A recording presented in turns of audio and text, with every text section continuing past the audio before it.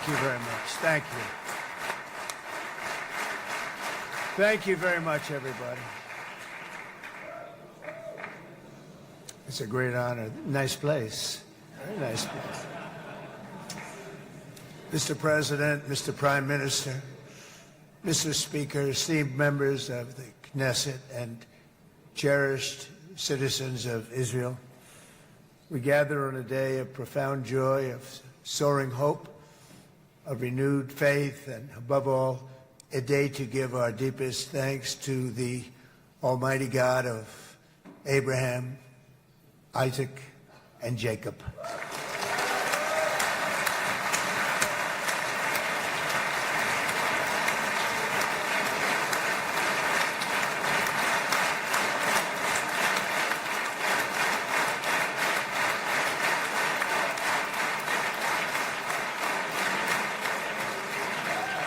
After 2 harrowing years in darkness and captivity, 20 courageous hostages are returning to the glorious embrace of their families, and it is glorious.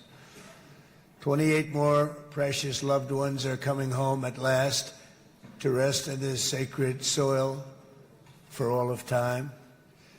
And after so many years of unceasing war and endless danger, today the skies are calm, the guns are silent, the sirens are still, and the sun rises on a holy land that is finally at peace, a land and a region that will live, God willing, in peace for all eternity.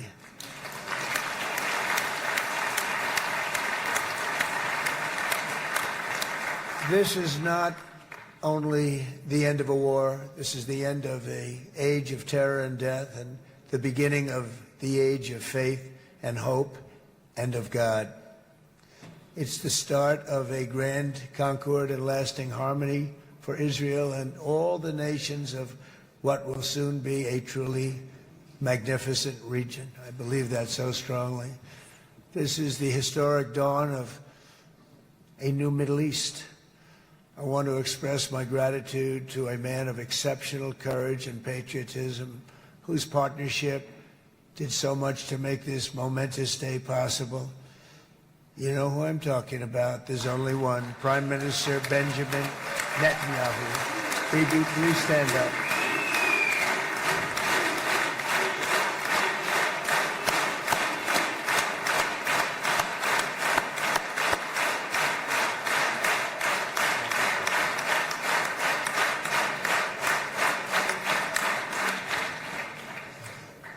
And he is not easy, I want to tell you.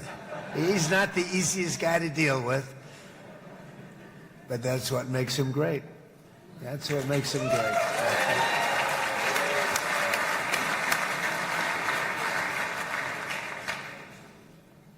Thank you very much, baby. Great job.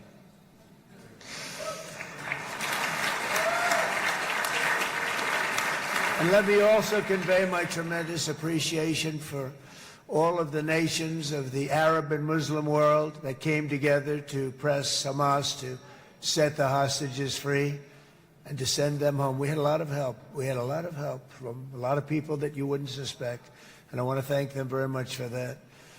It's an incredible triumph for Israel and the world to have all of these nations working together as partners in peace.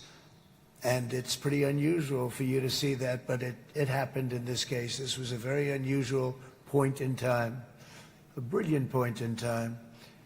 Generations from now, this will be remembered as the moment that everything began to change, and change very much for the better.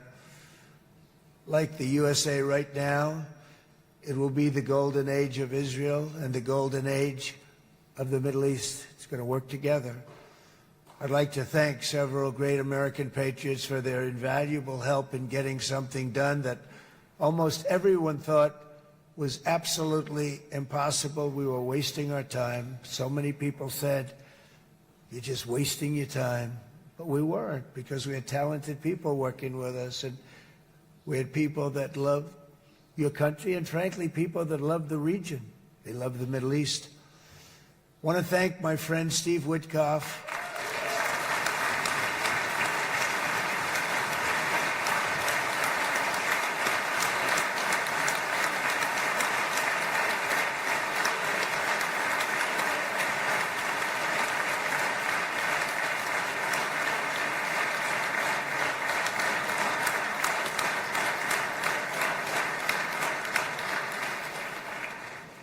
You know, Steve was chosen by me.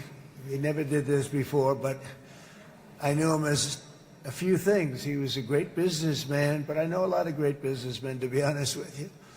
He had tremendous negotiating skills, but I know a lot of people that negotiate pretty well, although it is an art.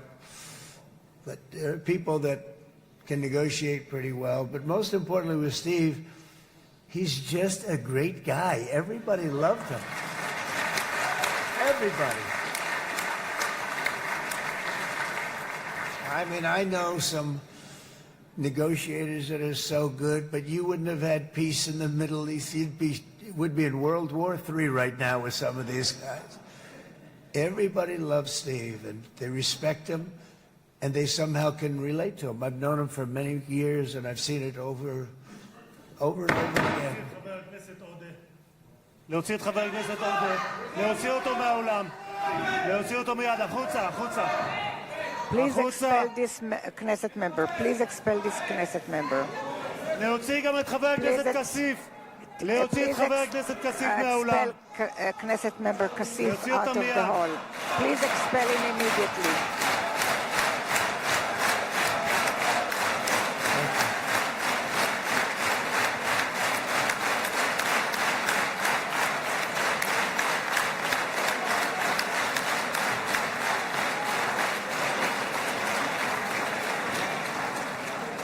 Sorry for that, Mr. President.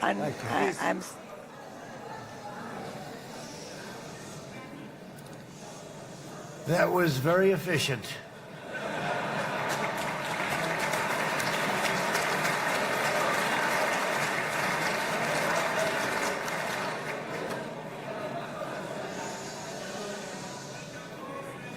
So back to Steve.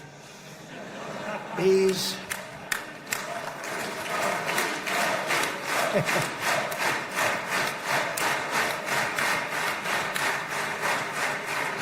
But I tell one story because he was so involved, and then we called in Jared. We need that brain on occasion. We got to get Jared in here. We got to get a certain group of people. But Steve started this all by himself. I call him Henry Kissinger, who doesn't leak.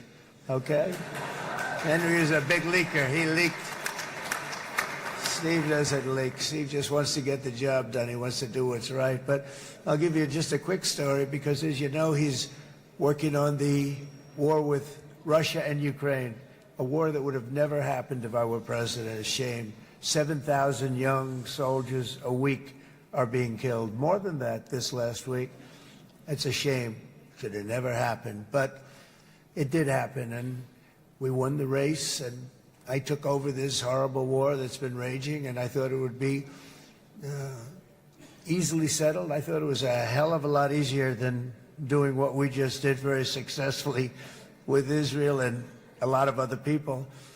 But this came first, and we'll get that one. But I set up a meeting for him to meet with President Putin, thinking it would be a 15 or a 20-minute meeting. Steve had no idea about Russia, had no idea about Putin too much, didn't know too much about politics, wasn't that interested. He was really good at real estate, but he had that quality that I was looking for, and I didn't see it around in too many ways. And I set up the meeting with Putin, and I called. I said, is Steve finished yet? That was about a half an hour into the meeting.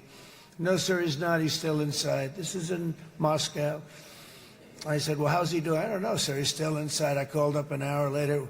Let me speak to Steve. Sir, he's still with Putin. He's with President Putin. I said, wow, that's a long meeting, 1 hour. I called up an hour later, he was still with Putin. 3 hours later, he was still with Putin. 4 hours later, he started to get the word that he was going to be coming out soon. And in 5 hours, he came out. I said, what the hell were you talking about for 5 hours? And he says, just a lot of interesting things. We're talking about a lot of interesting things, including what he went in there for, but you can't talk about it for 5. You can talk about it for a certain period of time, and you know what you're getting. But that's a talent. That's a talent, where you can do that. Most people I'd send in, number one, they wouldn't be accepted. Number two, if they were, the meeting would last 5 minutes. And that's what happens with Steve. Everybody loves him. They love him on this side. They love him on the other side. and he really is. He's a great negotiator because he's a great guy. So thank you very much, Steve, very much.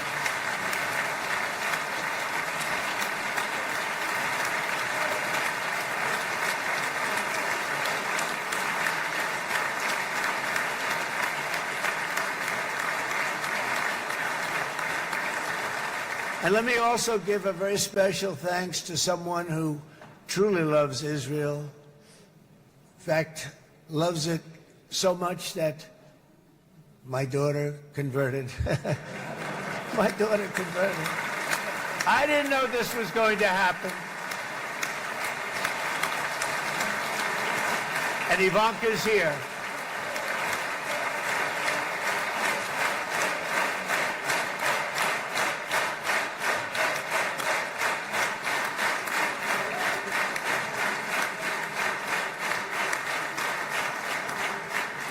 And Bibi, you do know this was not in the cards for me. You understand that. And she is so happy, and they are so happy. At least I think they're happy. If they're not, we have a big story, right?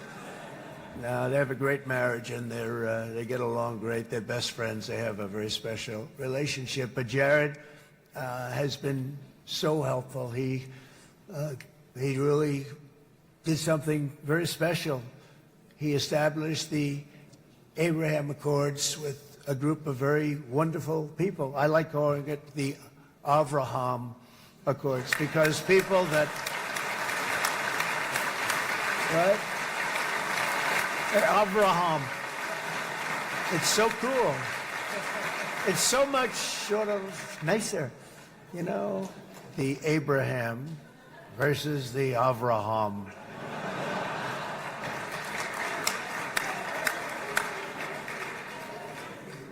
I just don't want to sound too sanctimonious when I do it, so, you know, I sort of split it up. This way we keep everybody happy. But we have some very great talent, and they have no excuses for anything that's taken place because we had some unbelievably good people working on this. And then you're going to add a man named Marco Rubio, who is also here. That's right.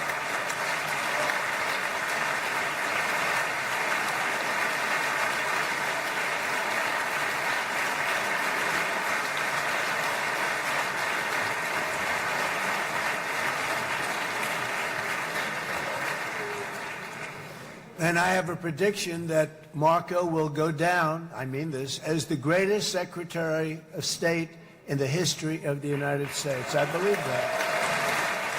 I believe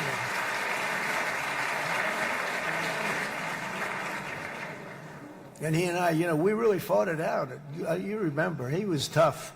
He was nasty. Who the hell thought this was going to happen, Marco, right? And now I'm saying he's going to go down as the greatest. He will. He was always smart and sharp, and people respect him.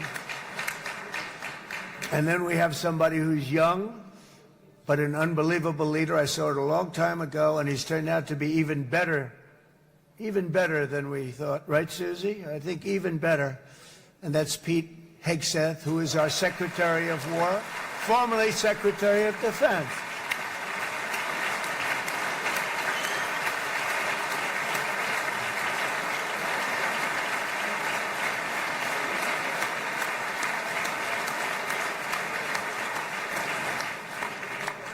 And as you know, we decisively won World War I. We decisively won World War II decisively. And everything in between and everything before it, we won everything. And then they had the brilliant idea of changing the name from war, you know, it was war, to defense. And with that went a certain thinking. And we fought in a very politically correct way after that. We always had the strongest military, and now we have a stronger military than we've ever had before. Because of my first term, I've totally rebuilt the military, every aspect of it. But we have, if you think, we settled 8 wars in 8 months. I'm now including this one, by the way, if that's okay. They may say, well, that was quick. Because yesterday I was saying 7, but now I can say 8. The hostages are back. The hostages are back.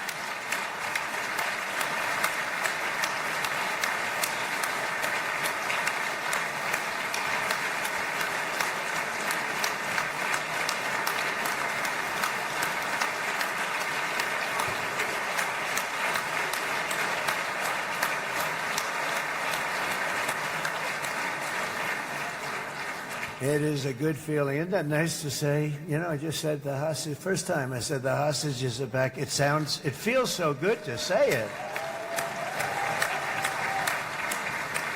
But when you settle 8 wars in 8 months, that means you don't like war. Everyone thought I was going to be brutal. In fact, I remember Hillary Clinton during a debate, she said, look at him, he's going to go to war with everybody. And actually, she said, he's got a personality that's all about war. No, and my personality actually is all about stopping wars, and it seems to work. It seems to work.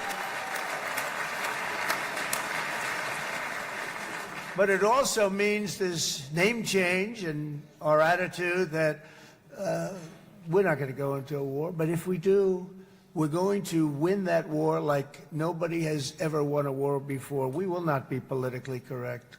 But we're not going to be there. And I think, you know, as you mentioned, Bibi, before, peace through strength. And that's what it's all about. The United States has the greatest and most powerful military in the, right now, history of the world. I can tell you we have weapons that nobody's ever dreamt of.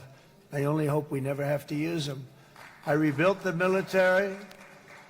I was proud to do it. But some of the things I hated to do, I hated certain of the weapons because the level of power is so enormous, it's so dangerous, so bad.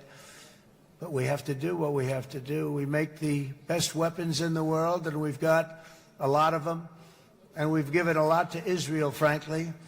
And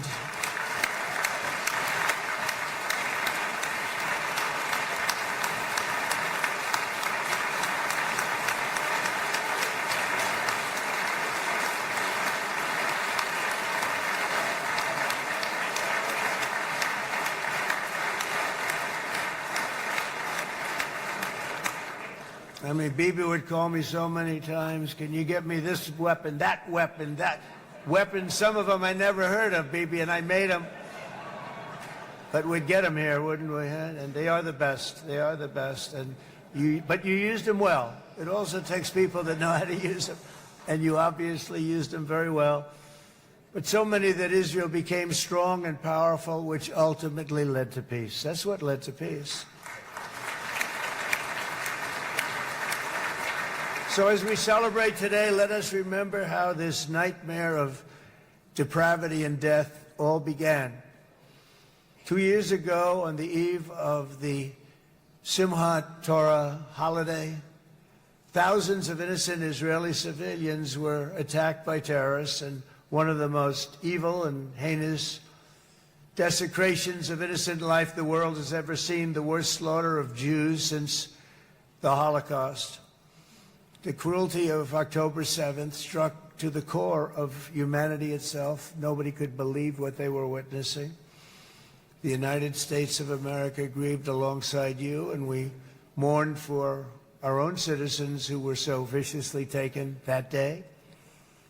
And to all the families whose lives were forever changed by the atrocities of that day, and all of the people of Israel, please know that America joins you in those two everlasting vows: never forget and never again.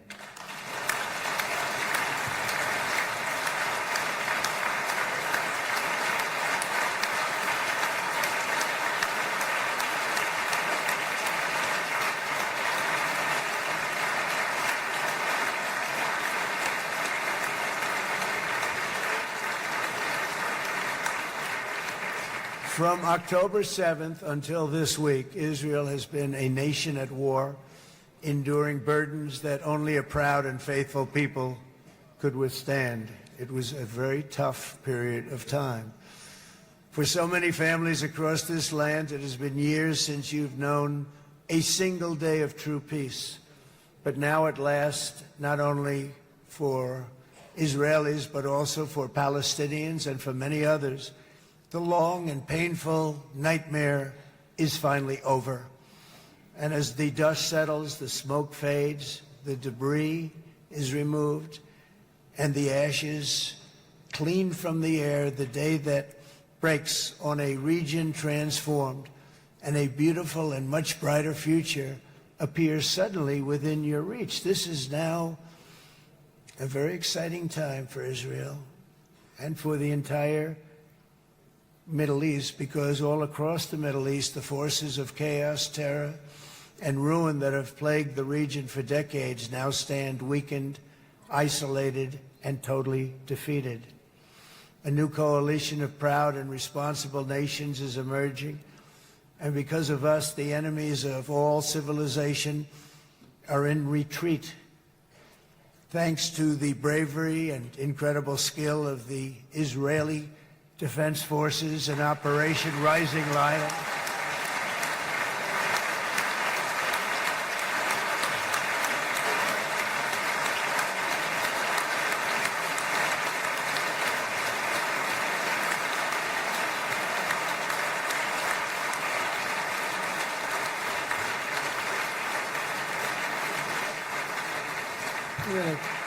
guy's central casting. Let's put him in a movie. Look at him.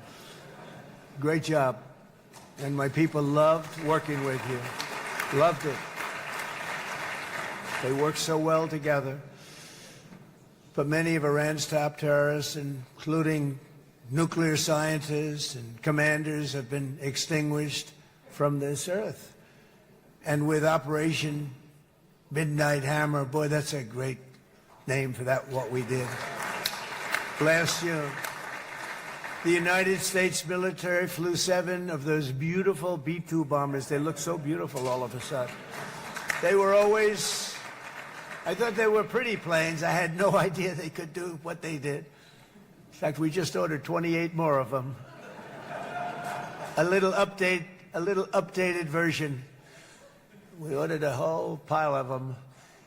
And almost 100 other planes went with them, including fighter jets. We had 52 tankers, big, beautiful, brand new tankers that were loading them up 4 or 5 times. They've traveled 37 hours back and forth. Think of that.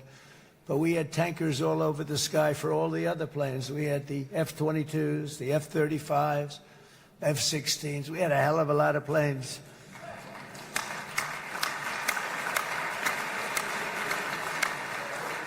So we had 52 gas stations in the sky. That's what they call them. I'll tell you, I wouldn't want to be flying one of them. We have our great General Raisin Cain right here. General, stand up. This guy. What a general. Thank you.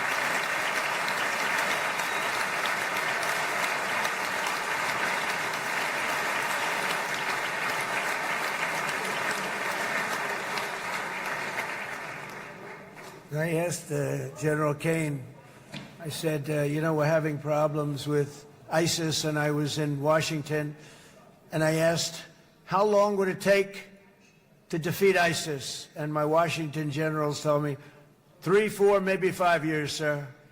I said, I don't get it. We got the best equipment in the world. Why? So I flew to Iraq, and I met with a man named Cain. He said, what's your first name? He said, they call me Raisin, sir. I said, wait a minute, your name is Raisin Cain? I've been looking for you for a long time. You gotta be kidding. So they told me 3, 4, 5 years to defeat ISIS. And I sit down with him and I say, why is it? I flew there in the dark of night. I landed, I'll never forget it. It's quite a trip. I'm glad I made it because I met him. I said, could I ask you, General? I come down. He's standing with another general and a sergeant. Everybody was like central casting. They could go into a movie right now. Between him and you guys over here, we could get rich making movies, okay? And they got along so great. That's the beautiful thing, that your military and our military, Bibi, got along so great. But what I was told by the television generals in Washington, we have the best equipment in the world. Why is it taking so long? And they said, 4 years. I said, so let me ask you, Raisin, how long would it take you to defeat ISIS? Sir, we can do it in 3 weeks, but you'll probably have some time left over. I said, you got to be kidding.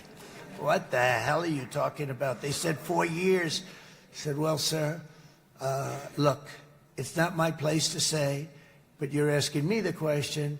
What you have to do is you hit him from the west, you hit him from the north, you hit him from the south, you hit him above, you hit him below. I said, so why didn't they do it? And he didn't want to speak badly of his superiors, which is hard to believe they were his superiors. Should have been the other way around a long time ago, because he's the one that did Operation Hammer. It was flawless. It was flawless. It was absolutely flawless. And I said, so you really think you can do it in 4 weeks? Yes, sir, 100%. You have to do it differently than they were doing it. They were using one base, and it was hundreds of miles away. And he says, we have all these portable bases all over the Middle East. And they didn't want to use them because they didn't want to offend the country where the portable... They wouldn't have even known what the hell the planes were going up, right? They wouldn't have known. But he said, no, they didn't want to defend anybody, offend anybody. And but we can do it in 4 weeks. I said, you sure about that? I'm going to call you back. I'll call you back on Monday. I'm going back to Washington. But you think 4 weeks? Yes, sir, I think we can do it in 4 weeks. We'll have time left over. So I call him on Monday. I said, you think you can do it? 4 weeks. I said, go ahead and do it. He did it. I'll tell you, he did it in 4 weeks, less than 4 weeks. So, General, stand up, please. Again, this is a real general. This is not a television general. He doesn't want to go on television.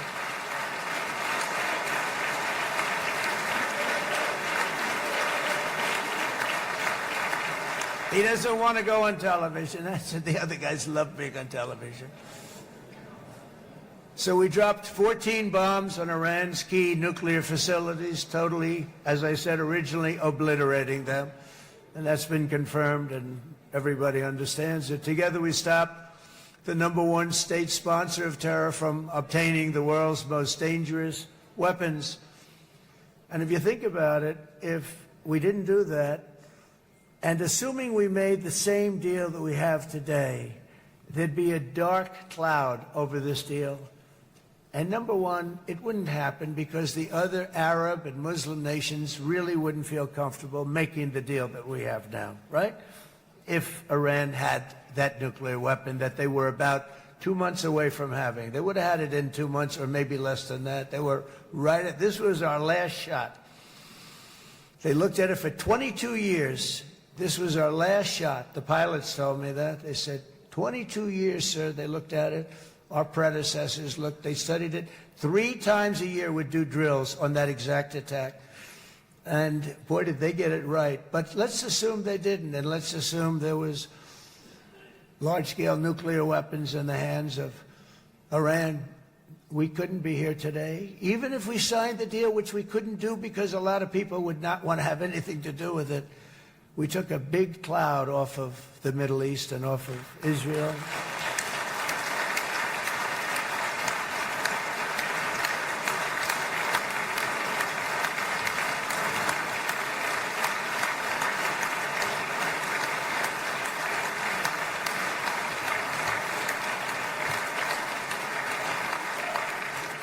And it was my honor to help.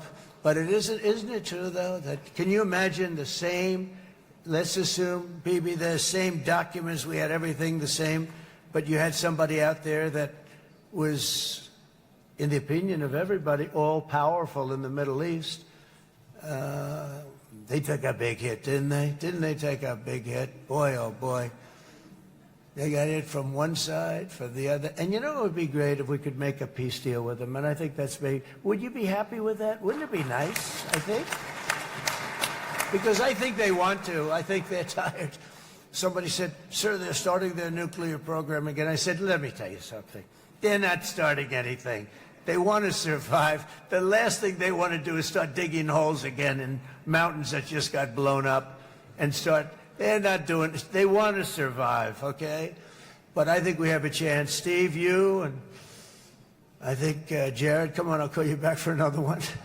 We always bring Jared when we want to get that deal closed. We bring Jared, but Steve, you and Jared and the General and Pete and Marco, you'll get that deal done easy. I think that'll be easy. But first we have to get Russia done. We got to get that one done. If you don't mind, Steve, let's focus on Russia first, all right? We'll get it done. In Lebanon, the dagger of Hezbollah, long aimed at Israel's throat, has been totally shattered. My administration is actively supporting the new president of Lebanon in his mission to permanently disarm Hezbollah's terror brigades. He's doing very well. And build a thriving state at peace with its neighbors. And you're very much in favor of that, I know. And good things are happening there, really good things. And with this week's ceasefire, we've achieved the most challenging breakthrough of them all. The most challenging breakthrough maybe ever. I mean, I've never seen anything like it. I've been involved in a lot of success. I have never seen anything like what's going on today all over the world. People are dancing in the streets, not just in Israel. They're dancing in the streets of countries that would have never danced in the street about what's happening today. They're dancing in those streets. So this long and difficult war has now ended. You know, some people say 3,000 years, some people say 500 years, whatever it is. It's the granddaddy of them all. And in an unprecedented achievement, virtually the entire region has endorsed the plan that Gaza will be immediately demilitarized, that Hamas will be disarmed, and Israel's security will no longer be threatened in any way, shape, or form.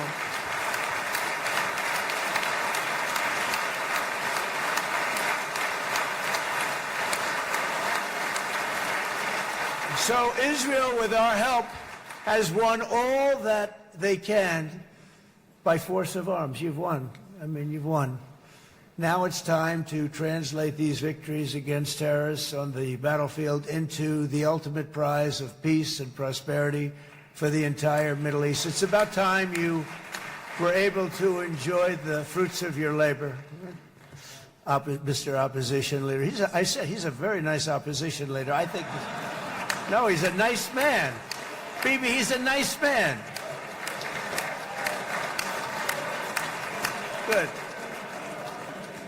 He knows what he's doing, right? No, a very nice guy. Well, see, now you can be a little bit nicer, Bibi, because you're not at war anymore, Bibi.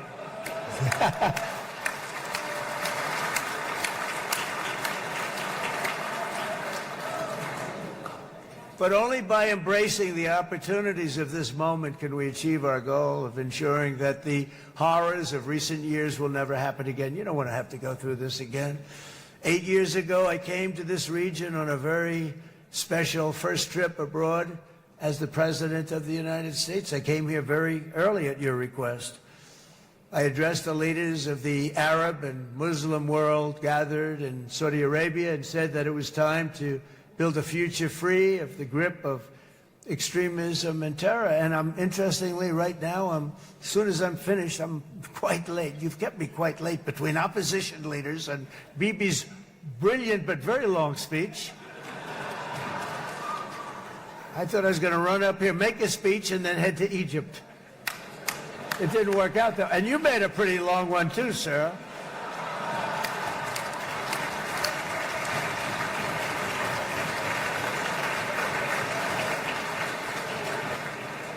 But I liked what you all said. It could be worse. Supposing on top of it, I didn't like what you said. That would be no good, Ron, would it? Ron, you did a great job, by the way, Ron.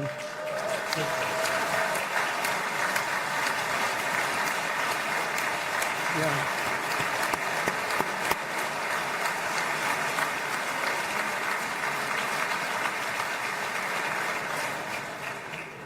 So I'm going to be meeting, actually, in a little while, I'm going to be meeting with the most powerful, the richest nations, really, in the world, although now, with the tariffs, the United States is by far the richest nation in the world, as you probably have been reading. But the richest nations, most powerful nations you know, tremendous, headed by some tremendous people in many cases. Some cases I wouldn't say necessarily I would endorse, but I will tell you some incredible people that really helped us make this all possible. So I'll be going there. I'll be quite late. They might not be there by the time I get there, but we're going to give it a shot. But the journey we started back then led to the crushing defeat of the ISIS caliphate, to the monumental Abraham Accords, and ultimately to the historic ceasefire this week, in which many of those same nations really played a very pivotal role, I have to tell you. Steve will tell you that. Jared will tell you that. Together we've shown that peace is not just a hope that we can dream about. It's a reality we can build upon day by day, person by person, and nation by nation. And because of that, the Middle East is finally ready to embrace its extraordinary potential. You have extraordinary potential in this region. It should now be clear to everyone throughout the region that decades of fomenting terrorism and extremism, jihadism and anti-Semitism have not worked. They haven't worked. They've been a disaster. They've just killed. They've killed. They've backfired completely and totally. They've just totally backfired. Everything that you thought, take it worst case, it's turned out to be worse than that. They have not worked. From Gaza to Iran, those bitter hatreds have delivered nothing but misery, suffering, failure, and death. They've served not to weaken Israel, but to annihilate the very forces that did the most to foment this hatred. And it's really, I mean, everybody that's tried it has become irrelevant. Meanwhile, we've seen those nations that set aside their differences, reached across ancient divides, and pursued engagement are now among the most successful in the region. They're getting along with Israel, and they're doing great. And I can tell you the four nations that joined the Abraham Accords early on, and you'd all be doing me a favor, and I'm going to be saying this in a little while to some other friends, would love you all to, is this right, Jared? Join up in the Abraham Accords. We have to join up and get together. You can have that whole thing filled out. We had a very weak administration, worst president in the history of our country by far. And Barack Obama was not far behind, by the way.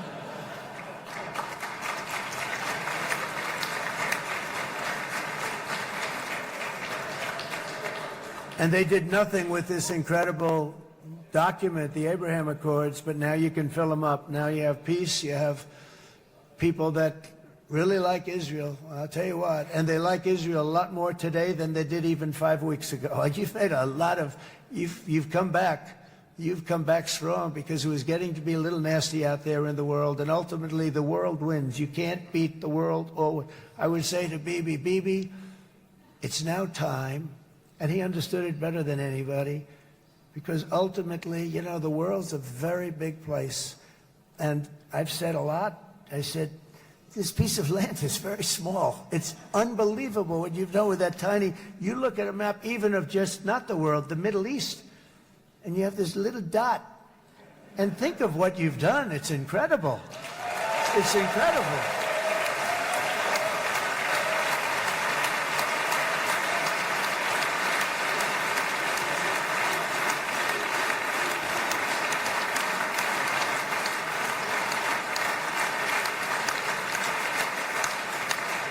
But the world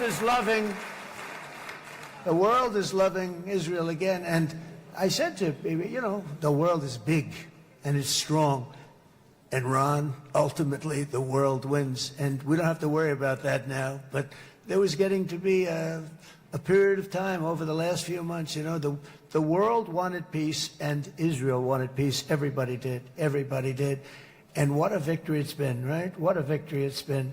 If you would have gone on for 3-4 more years, keep fighting, it was getting bad. It was getting heated. The timing of this is brilliant. And I said, Bibi, you're going to be remembered for this far more than if you kept this thing going, kill. it would not be the same. And I just want to congratulate you for having the courage to say, that's it, we've won, and now let's enjoy our lives and let's rebuild Israel and make it stronger and bigger and better than it's ever been before. You're going to do that. Took a lot of guts. And the choice for Palestinians could not be more clear. This is their chance to turn forever from the path of terror and violence. It's been extreme, to exile the wicked forces of hate that are in their midst. And I think that's going to happen. I've met some people over the last couple of months that want to see it happen very much. And after tremendous pain and death and hardship, now is the time to concentrate on building their people up instead of trying to tear Israel down. We don't want that to happen again. And the total focus of Gazans must be on restoring the fundamentals of stability, safety, dignity, and economic development so they can finally have the better life that their children really do deserve after all these decades of horror. I intend to be a partner in this effort in the sense that we're going to help and we're going to do something that became unbelievably popular. Everybody wants to be on it. It's called the Board of Peace, okay? How about that? Is that a beautiful name? Like a board of peace.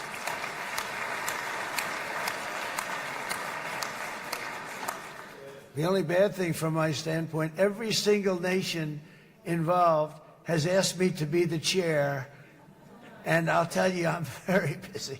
I didn't count on that, but you know what? If we do it, we'll do it right. And we have unbelievable power and wealth, because you're going to need wealth. You're going to need wealth to rebuild things, and they have wealth like few people have wealth. I want to thank the Arab and Muslim nations for their commitment that they've made to support a safe rebuilding of Gaza and beyond. I have many Arab countries, very wealthy countries, that came up and said, we'll put up tremendous amounts of money to get rebuild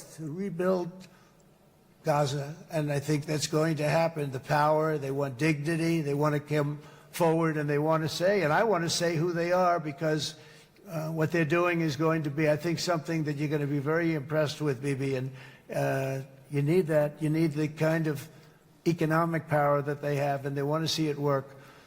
And they want to see it be safe, and they want to see it be good for Israel, too. And as much money as it will be, and it's a lot, as you can see, it's a lot.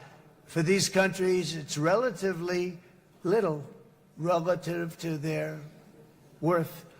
It's really a lot of money like most people could never even conceive, but for these countries, it's not that much, especially because it ensures success and stability in the Middle East, which is what they want to see.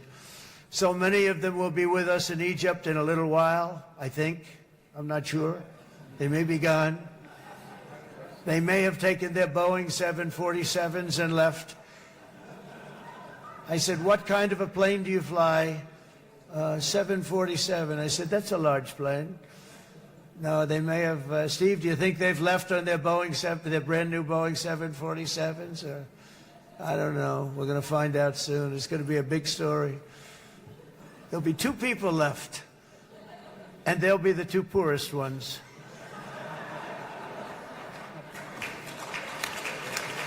But it will be the wealthiest and most powerful group of nations. So the group that we have assembled, that's waiting for us, is the wealthiest and most powerful group ever assembled at one time. There has never been a group like this, and they're only looking for good. They want good. They're going to do good. And as those commitments are made, I'm going to let the world know who's doing it, because they really deserve to get the credit, and some of them probably won't want the credit, but they deserve it. It's more obvious than ever that the productive and responsible nations of this region should not be enemies or adversaries. You should be partners and eventually even friends, and that's what's going to happen. I know it. Together you can stand against the forces of chaos. Yeah, you go ahead. That's an important point.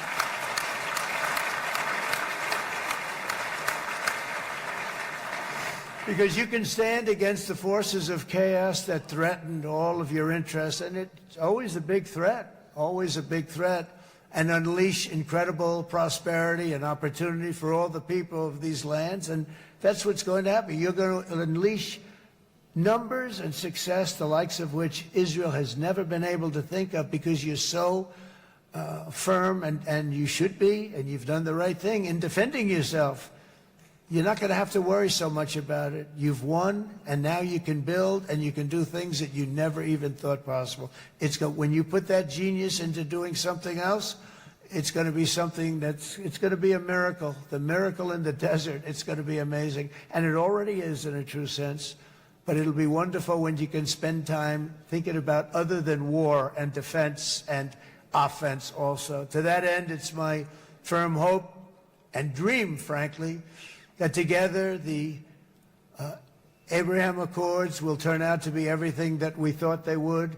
Those four countries were very, very brave in doing it. They did it at a very early point, and every single one of them benefits unbelievably financially. And if you noticed, even in this bad period that we just went through, they all remained a member of the Abraham Accords. They've done unbelievably well. And you know who you are, and I want to thank you. And they've stayed because of loyalty, but they've also stayed because it was really good business. They've made a lot of money being members, and you're going to all, I hope that every one of the countries that we're seeking, Jared, I hope they join quickly. No games, no nothing. Just join, get it. It's going to be a great peacemaker. It's really going to bring it together beyond anybody's wildest dream. So instead of building fortresses to keep enemies at bay, the nations of this region should be building infrastructure to weave your commerce closer together, because you've got to compete with the big world out there in commerce now. It's a different kind of competition. Instead of making weapons and missiles, the wealth of this region should flow to schools and medicine, industry, and, frankly, the new hot thing, artificial intelligence. It's a lot of intelligence you're going to have to be throwing off to pay back these sums of money that they're doing. But that's really the hot one. And I might say that the United States, a year ago, was a dead country. I say it to people. I heard it first from the King of Saudi Arabia. I then heard it from UAE. I heard it from Qatar. I heard it from many other countries. A year ago, the United States of America was a dead country. Now it's the hottest country anywhere in the world. It is the hottest. There's no question about it.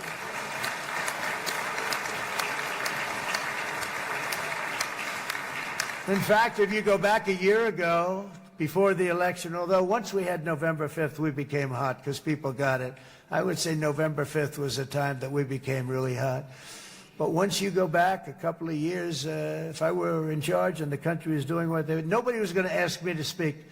Nobody asked Joe Biden to come up and speak, I guarantee you that. And if they did, he would have turned them down, I promise you. He didn't speak. He didn't speak, and he didn't speak well. But all of the countries in the Middle East, it could have, what we're doing now, it could have happened a long time ago, but it was strangled and set back almost irretrievably by the administrations of Barack Obama and then Joe Biden. There was a hatred toward Israel. There was an absolute hatred. The setbacks really started when President Obama signed the Iran nuclear deal. This was a disaster for Israel, and it was a disaster for everyone. And I remember that Bibi Netanyahu came to the United States and worked so hard to try and get Obama not to do that deal.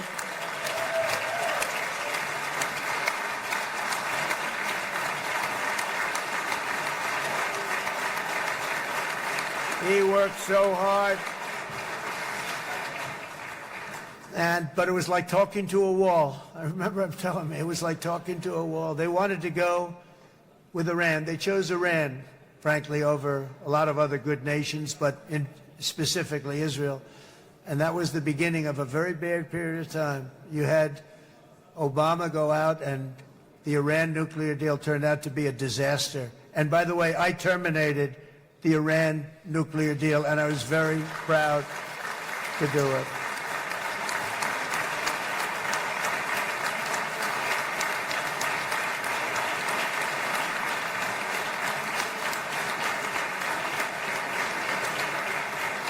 Yet even to Iran, whose regime has inflicted so much death on the Middle East, the hand of friendship and cooperation is open. I'm telling you, they want to make a deal. That's all I do in my life. I make deals. I'm good at it. I've always been good at it. And I know when they want. Even if they said, we don't want to make a deal, I can tell you they want to make a deal. All right, they do. They want to make a deal, and we're going to see if we can do something, because this is crazy what's happening, and we're not going to have this anymore. Neither the United States nor Israel bear the people of Iran any hostility. We merely want to live in peace. We don't want any looming threats over our heads, and we don't want to even think in terms of nuclear destruction. It's not going to happen, never will happen. There's nothing that would do more good for this part of the world than for Iran's leaders to renounce terror, stop threatening their neighbors, quit funding their militant proxies, and finally recognize Israel's right to existence. They have to do that. They have to do that.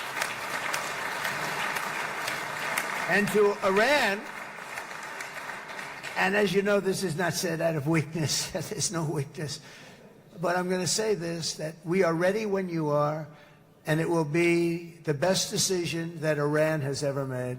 And it's going to happen. It's going to happen. And they're good people. I know a lot of Iranians in the United States. They're good people, smart, hardworking people. They don't want to see what's happened to their country. The story of fierce Israeli resolve and triumph since October 7th should be proof to the entire world that those who seek to destroy this nation are doomed to bitter failure. The state of Israel is strong, and it will live and thrive forever.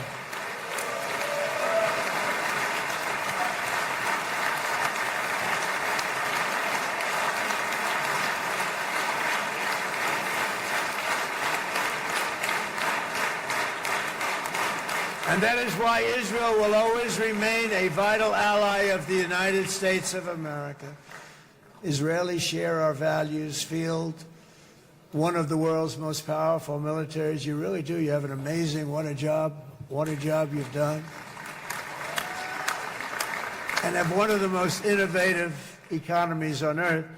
Those are just a few of the reasons why I'm proud to be the best friend that Israel has ever had. And they all say it in the White House. They all say it. I guess it's true because everybody says it, Bibi. You said it today. Thank you. But as president, I terminated the disastrous Iran nuclear deal, and ultimately I terminated Iran's nuclear program with things called B-2 bombers. It was swift, and it was accurate, and it was a military beauty. I authorized the spending of billions of dollars, which went to Israel's defense, as you know. And after years of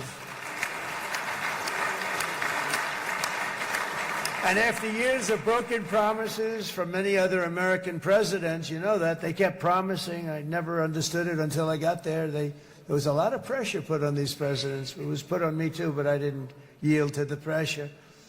But every president for decades said, we're going to do it. The difference is I kept my promise and officially recognized the capital of Israel and moved the American embassy to Jerusalem.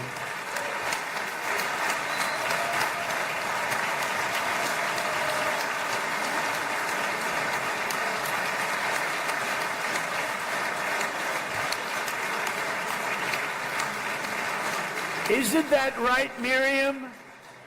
Look at Miriam. She's back there. Stand up, Miriam. Stand up.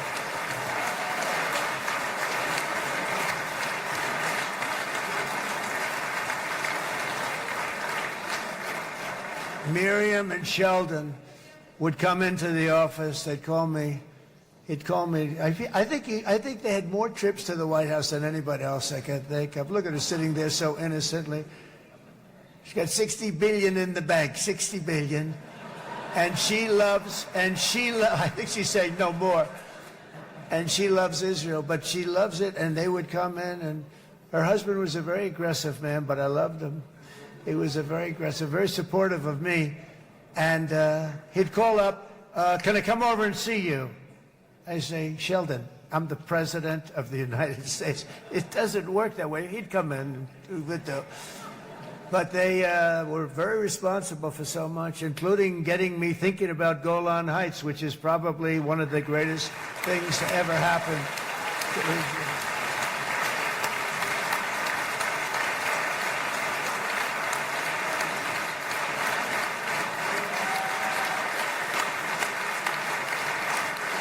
Miriam, stand up, please. She really is. I mean, she loves this country.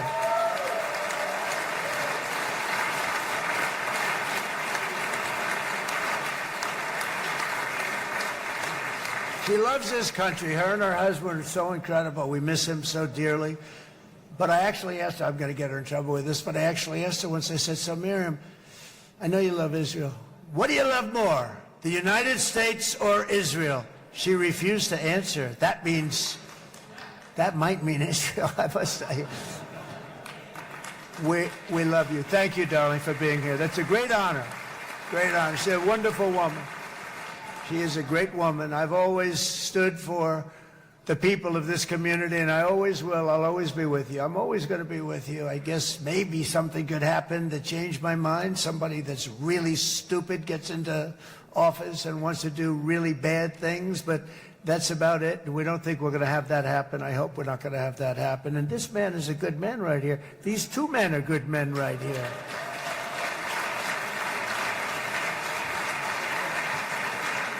Hey, I have an idea. Mr. President, why don't you give him a pardon? Give him a pardon. Come on.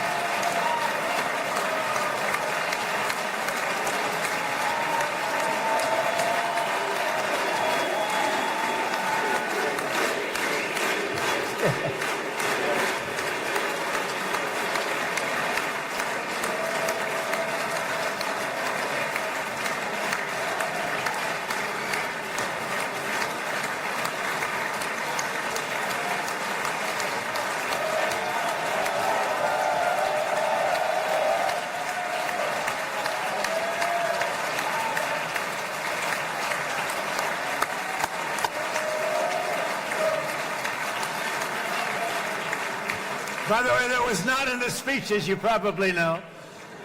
But I happen to like this gentleman right over here, and it just seems to make so much sense. You know, whether we like it or not, this has been one of the greatest wartime presidents. This has been one of the greatest wartime presidents.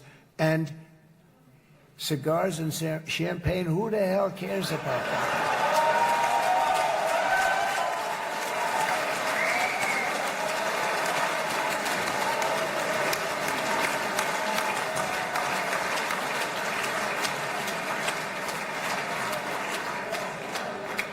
All right, enough controversy for the day, right? Actually, I don't think it's very controversial. So, you know, I mean, I see so popular. You are a very popular man. You know why? Because you know how to win.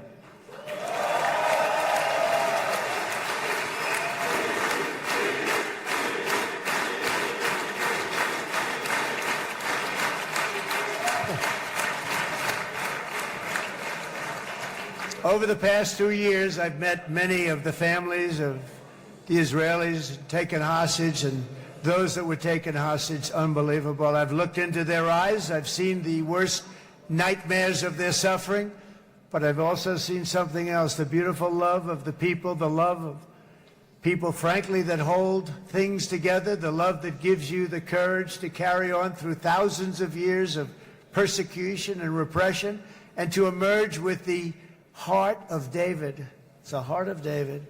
It's that love that's defeated the enemies of civilization, built this incredible country and this unbelievable economy, and forged one of the great democracies of the world. That is why it's a true honor to stand here today and address this assembly in your ancient and eternal now capital, Jerusalem. I'm proud to have helped in that regard. This city and this nation stand as living proof that a much brighter future for this entire region is truly within our grasp. For thousands of years, Jerusalem has been a home to Christians, Jews, Muslims, and people of all ethnicities and creeds. This is the holy center of the world's three great Abrahamic faiths. I like that too. Adorned, it's the first time I've seen that word in a while. Adorned with their sacred sites and alive with their pilgrims and visitors from every corner of the globe. But here between the Western Wall, the Temple Mount, and the hill called Calvary, people of every faith and background live, work, pray, serve, and raise their families side by side, and they do it with love. This example is just one of the modern miracles that Israel has given to the world. And just in closing, the leaders in this chamber know better than anyone else the challenges of this harmony, and it's been easily won. No, it hasn't. It has not been. It's been so tough, but it has been, some say, a miracle. What you've done is a miracle. Look at your size. Look at your chances when it all started. And you know, if you think about it, you are safer today, stronger today, and more respected today than at any time in the history of Israel. Think of it. People used to say it wouldn't exist. They don't say that anymore, do they? Yet if safety, security, and coexistence can thrive here in the winding alleys and ancient paths of Jerusalem, then surely peace and respect can flourish among the nations of the broader Middle East. The God who once dwelled among his people in this city still calls us, in the words of Scripture, the turn from evil and do good, to seek peace and pursue it. So he still whispers truth into the hills and knolls and valleys of his magnificent creation, and he still writes hope into the hearts of his children all over the world. And that is why even after 3,000 years of pain and conflict, the people of Israel have never given up from the threats of Zionism, from all sorts of threats.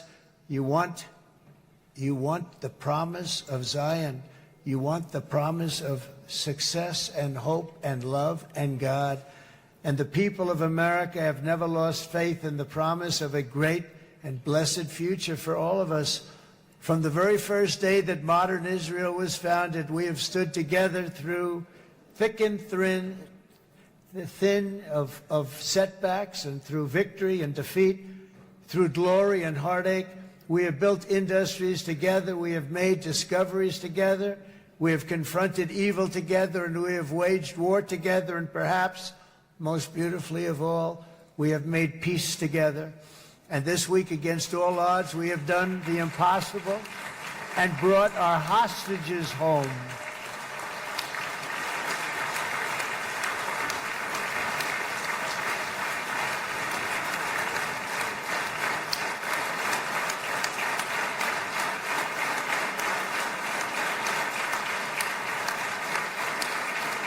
So now we're going to forge a future that is worthy of our heritage. We're going to build a legacy that all the people of this region can be proud of.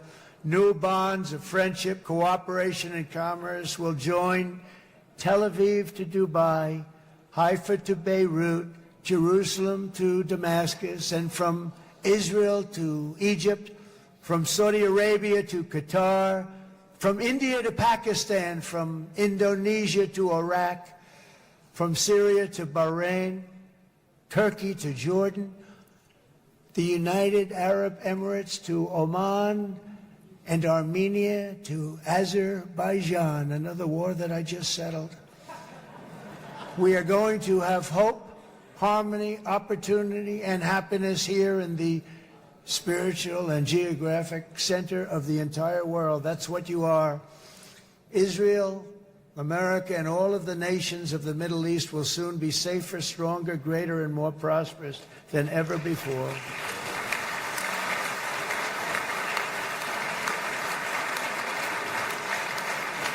And I want to thank you all once again for this exceptional honor. This has been truly an honor. It's seldom that a president is invited to do this.